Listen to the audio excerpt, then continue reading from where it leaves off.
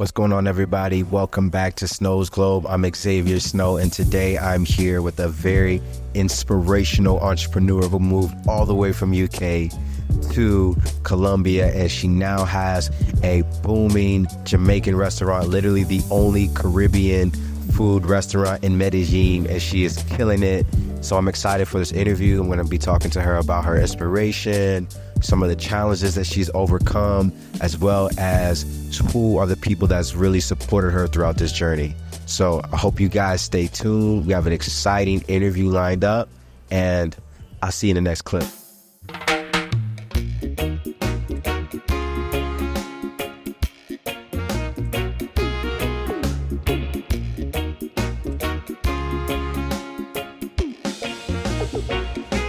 My name's Anasia and welcome to Jamaiquita. We are located in Medellín, Colombia, and we are the only Jamaican restaurant here. I would definitely say it's authentic. I'm from the UK, born and raised, as you can tell by my accent, but both my parents are Jamaican and I have that in my culture. And so, yeah, here we are. So at the moment we have two levels. So I done like basic decoration here. In terms of the color scheme, at the moment the color scheme is the Jamaican flag, which is black, gold and green. So I chose gold for the interior and our uniforms are green. Here we have a very basic layout. It sits about 24 people. The only splash of color I wanted was in the staircase. So that's where we've got the Rasta colors of red, gold and green in the staircase. I love adding a touch of green with the plants in order to get some of the Jamaican flag color. So we've got some small plants. I need some more plants. At the moment, we're open from 12 p.m. till 10 p.m. at night, from Wednesday to Monday. On Tuesdays, we're closed. I do want to get a bar open, so soon we're going to be serving cocktails and opening a little later. In this zone of Laureles, we can open till 2 a.m. So it's coming soon, like theme nights, music nights, and a bar. So here in the bar, we've got a basic setup demonstrating our ginger drink and our flor de Jamaica, which is kind of what we call in Jamaica sorrel. So we mix the two drinks together, the flor de Jamaica with a splash of ginger to get a sorrel drink. We cook our flor de Jamaica with cinnamon, cloves, some pimenta seeds, panela sugar, and some star anise, and we get a nice flavor and some spices in our flor de Jamaica. We also do have some Jamaican rums. So as you can see, the Appleton is popular. Almost finished the Appleton, 8 years. We've got another 12-year one that someone helped me bring back from Jamaica. And we have the classic Ray and Nephew, which we use for everything, medicine, rubbing it on your forehead. And it's strong. So I will take you upstairs where we have our kitchen. So this is where I talked about where we have the red, gold and green stairs. Although no one's allowed to enter yet, it's mainly an employee zone and a kitchen.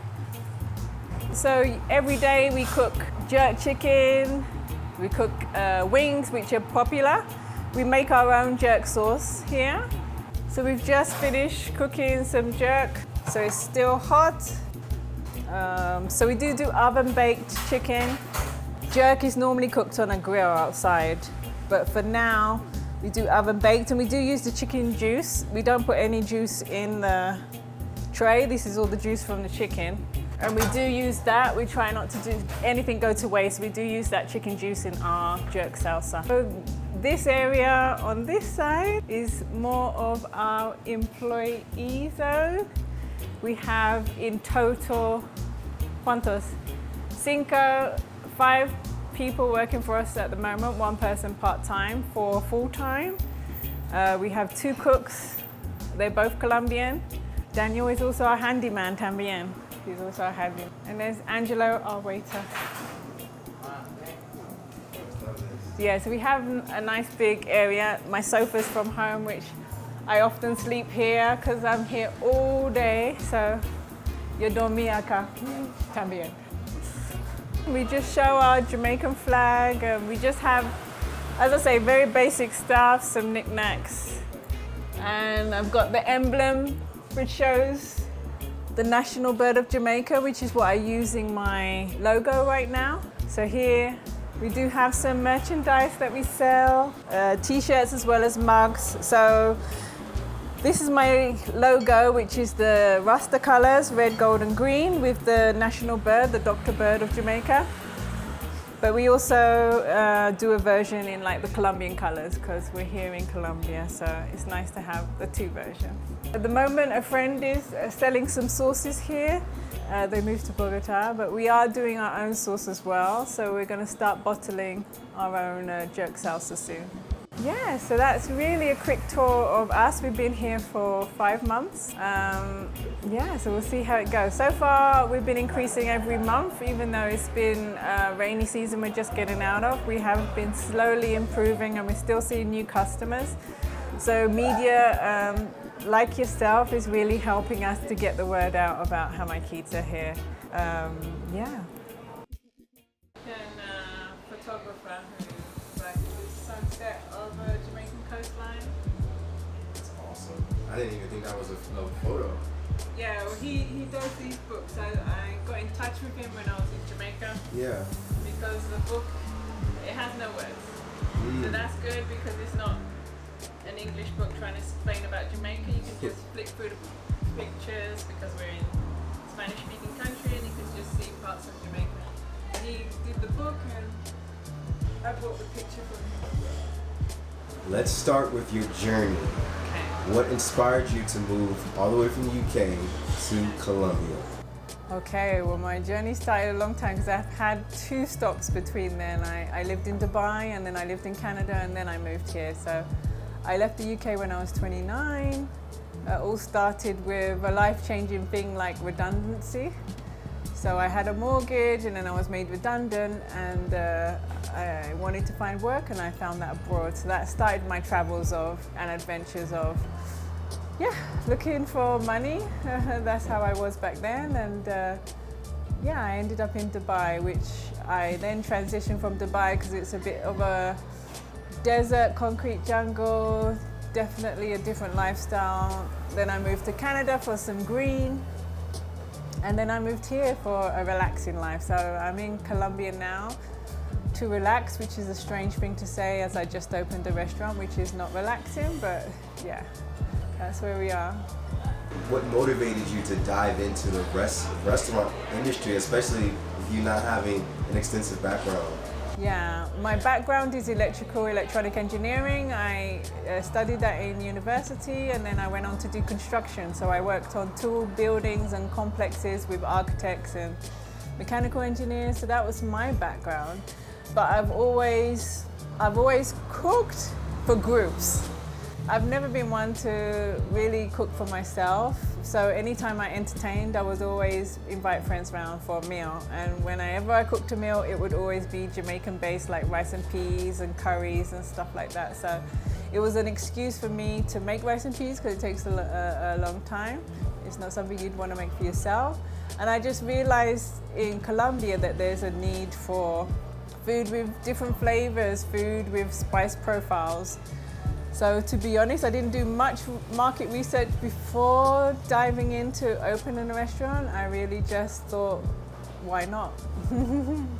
I'm still young, I could still go back to work. I am 47 years old, so I thought, you know, this is a way to build something for myself and do something creative, as well as build something for my family, a little bit of a legacy. I would love my nephews and nieces to get involved. And so I do see a lot for Jamaiquita in terms of, as I mentioned, I want to start doing products like jerk sauces and selling down in South America. People like even my tables spice, the hot pepper sauce on the table that we make in-house. So yeah, I would love to progress Jamaiquita more than just a restaurant. Wow, that's amazing. So we actually ran into each other at Negrofest. You were a vendor and some of your employees are working there as well. Can you talk a little bit about your experience at the festival and what it was like to celebrate the Afro-Colombian culture? To get involved with Negrofest meant a lot to me. I've been 2 or 3 times before. It was exciting to share my culture because most of the vendors are like from the Pacific coast, where a lot of the black community is in Colombia. So it was nice to share some of my culture here with the Colombians. How has your engagement with the Afro-Colombian culture influenced your business and personal journey? So no, that's an interesting question. In the area I'm in, I must admit, it's mostly tourists, and the Colombians that are here are not from the African descent, so it's nice that my waiter is Afro-Colombian, and we do bring in a few people here that want to try the food. The Jamaiquita Jamaican food is really similar to what we have here in Colombia called San Andreas. There's an island called San Andreas, and the native people there are English speaking, Creole, and they really associate themselves more as Jamaican than they do as Colombian.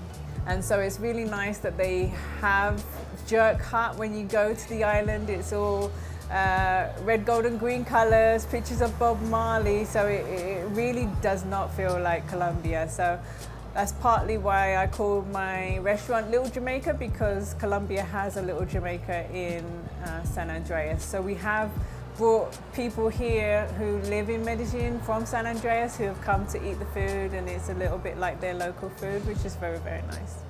What were some of the biggest obstacles you faced when opening your restaurant? Okay. So I must admit I had a smooth time opening it. I got the keys November 2023 and I opened in December 2024. So it took me 5 weeks to open. I said it was a white box. So to open it and get the paperwork, I've lived in Colombia for 6 years before deciding to open a business. So I had some contacts with accountants and stuff like that, which helped me with all the business certificates. I would say that part of opening was good. I think the complicated part is then it's always people. There's a culture here when speaking to other business owners here of I think a lot of people who have been to this country will probably know that in the Western world we're a lot more direct, and we take responsibility in terms of Colombians don't like to let you down. So rather than tell you that they have another appointment or they've changed their mind or they've taken another job, you just won't hear from them. You know, the time will come when you're supposed to sit down and meet them at 2 p.m, but you won't get a courtesy call to say, you know what, I can't come, I found another job, which is what we would do in the Western world. They would just ignore you and block the number. So, I don't know, it's a shame thing. They just don't like to let you down. So you got to get used to the different way of approaching problems. Here I have a really good, reliable staff. They've been with me almost since the beginning. Been open 5 months. They've been with me mostly 4 months, but just getting those initial people of the interview stage and getting past that stage is a struggle, I would say. And then dealing now with the different personalities of building teams. So I wouldn't say starting a business in a foreign country was the most challenging. It's the people aspect, which you get all over the world. Any country you open a business in, yeah. Let's talk about the language barrier. How has that been for you, and how are you able to overcome that? Okay. Since I've got to Colombia, I've always said my Spanish is in process. Mi español es en proceso. So it still is. I'm learning new languages through cooking in the kitchen. Before, you know, I've only ever had small talk, ordering food. As I mentioned, I live in Laureles, so actually to speak Spanish here is actually a challenge because everybody speaks English. All the waiters speak English. So when you want to speak Spanish, it's quite difficult. So now I speak Spanish as my first language. Most of the time my response when even foreigners come into the restaurant, I automatically start speaking Spanish, which is nice. But I speak Spanglish, and the staff understand my Spanglish, or they have a lot of patience with me to explain what they're talking about. And I always repeat to them, please speak to me like I'm 5 years old. Or at least tell me the subject matter before starting a conversation so I'm understanding, because they'll start, I'm like, I don't know. So yeah, so we've got this communication now where we understand and they know I don't understand and they have patience to explain it to me. And you don't realize here they use their hands a lot. So sometimes I think, oh, I understand, but really they're pointing to what I want, or they're very expressive. So it's not that I'm picking up the words, it's just that they act as they talk. So that helps as well. For many of our viewers, entrepreneurship can seem daunting, can seem like this ginormous task, right? Can you share some of the key lessons that you've learned, especially about the food industry? Because I'm new to the restaurant business, I'm finding it very important in terms of what markup I put on my food and getting reliable suppliers. Businesses here are actually really good because they all communicate by WhatsApp. So that makes it really convenient to talk to people here. And normally, Medellín is a small town. So normally when you order something, it arrives next day. So that's pretty good. I would say that supply here can be short because it seems like all of the restaurants and supermarkets and stuff get their supply from the same thing. So when one person is out of something, everybody is out of the same thing. So we have had a time when we want sweet potato, we got sweet potato dish, and like for 2-3 days we weren't getting sweet potatoes. We just changed it to potatoes. And so it still tasted great. It wasn't as great as sweet potato or as healthy, but we adapt. And that's what we're starting to do, because Scotch bonnet pepper is one of the key ingredients in Jamaica, which we don't get here. So I'm trying to find alternative sources for that. And so there's San Andreas Island, I mentioned before, they have a very similar pepper called ají isleño, or basket pepper, which is a little bit less picante, less spicy than Scotch bonnet, but it's similar. But it's an island, and they had they're in a drought at the moment. So all the suppliers I'm trying to contact over there, they say they don't have stock this season because it's out of stock. So now we're trying to do creative things of trying to recreate Scotch bonnet pepper, because I can try and be as authentic as I can, but importing is expensive. So you have to work around what local ingredients you have. So definitely working with your local ingredients, it's the same as they say with Asian restaurants. You can get as close as you can with the ingredients that you have in the area, and that's what I'm doing with Jamaiquita. I'm going to get as close as I can to authentic food using Colombian-based ingredients. So, with that being said, what would you say sets your business apart from all the other businesses in Medellín? There isn't any Caribbean restaurants that I know of, let alone Jamaican. So I would say we have a nice vibe in the restaurant. It's a very nice community space. I love when I come in and customers are talking across the tables to each other and introducing themselves. So that's really lovely. So we definitely got a community space here. As well, I mentioned about spicy food, that I wouldn't say, because people come here and a lot of people are tourists that come to my restaurant. I would say 95% of the people who come to my restaurant are actually expats living here or tourists. And most of them say that they've been fed up with Colombian food, unfortunately, and they've been craving some spice. So I would say that spice is definitely one of them, and I definitely wouldn't put down all of Colombian food, but I think Antioquia is different than other, like coastal food is definitely more flavorsome. So we definitely, Jamaican food packs a punch with flavor, so that's what we do. Okay, so building a business is never a solo journey. Who have been some of your biggest supporters or mentors along the way? Okay, so I definitely have like 3 key people here who have really assisted me. They're April, Shiante, and Ed.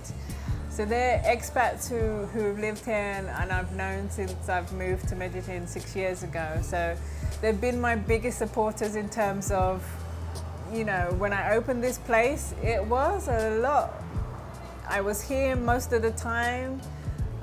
To run out and get bits, they would run out and get me kitchen equipment, and a lot of it would be by donation, or they'd say, oh, just give me a meal and I'll do this for you, what do you need? So there would always be, how can I help you? So that support really, really helped, as well as they're always my biggest advocates, my friends, in terms of recommending the restaurant as well and bringing people here.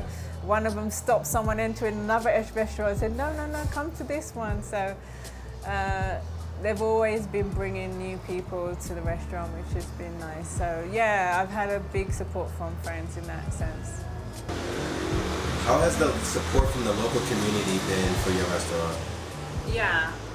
From the local community, I was luckily had an opportunity to be in El Colombiano, which is the newspaper here. So there was an article about my restaurant, and that brought in a lot of the locals. So in terms of support, I have had a lot of people come in through the local newspaper, coming to support the restaurant, coming to find out the new flavors. They find some of the dishes, mostly the fried fish. We do a fried fish, the escovitch fish. They really love that dish in terms of it's close to what they're used to seeing. But I have had some support, yeah, definitely from the locals. Awesome. Let's talk about some advice and inspiration. Okay.